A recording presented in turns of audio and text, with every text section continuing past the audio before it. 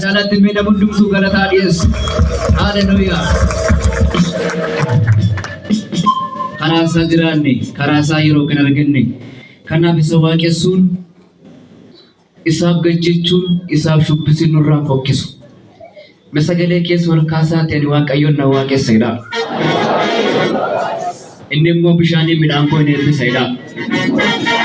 Akkasira sagalee Waaqayyo ati ana waaqessita ani immoo bishaanii midhaan kee nan eebbisaidha. Ni ameen jedha. Akkasitti Waaqayyo ni waaqessinu taanaan eebbifamuun hin jiru jechuudha. Nama simbukkee harkaan qabaate yoo Waaqayyo waaqessite eebbifamtaadhaani. Sagalee keessa ol kaasaa itti himaa nama simbukkeetiin yoo Waaqayyo waaqessite eebbifamtaadhaani.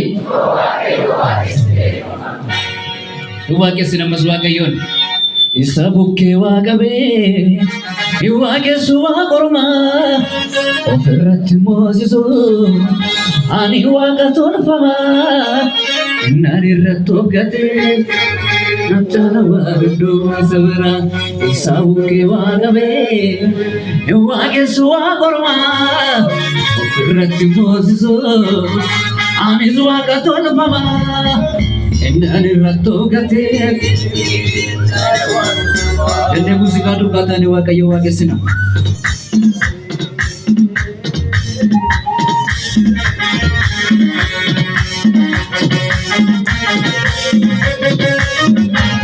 Ulfina Waaqayyootiif gadi jedhu.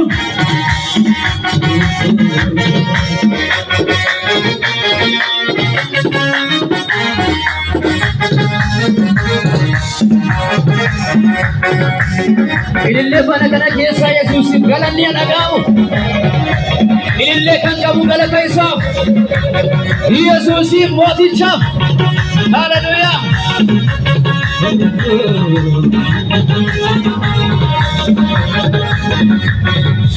Isa bukkee waaqabee waaqessu waaqormaa ofirratti moosisu ani waaqa tolfamaa.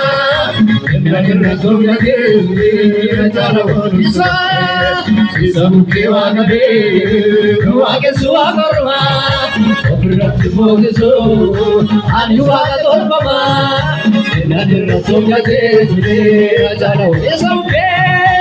Isa bukkee waaqabee waaqessu waaqormaa ofirratti moosisu ani waaqa tolfamaa.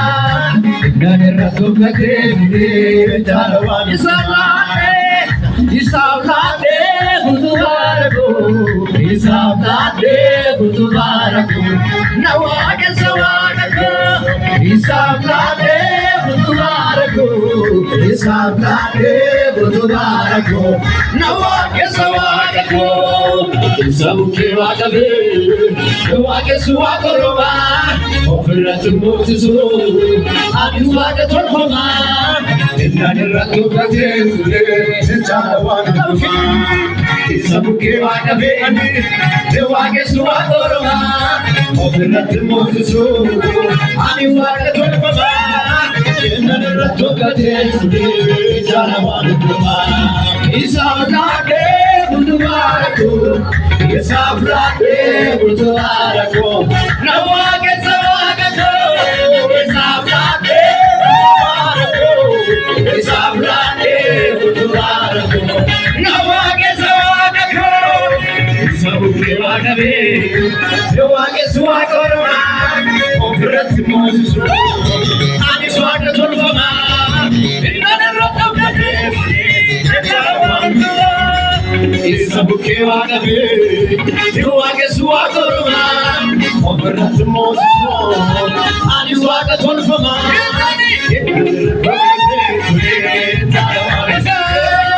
Isaaf laatee kutubaaraku isaaf laatee kutubaaraku na waaqessa waaqaku isaaf laatee kutubaaraku isaaf laatee kutubaaraku na waaqessa waaqaku isa bukkee waaqabee waaqessu waaqormaa ofirratti moosisu ani waaqa tolfamaa.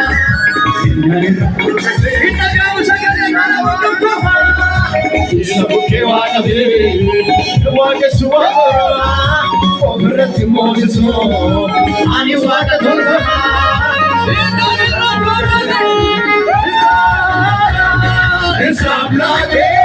He's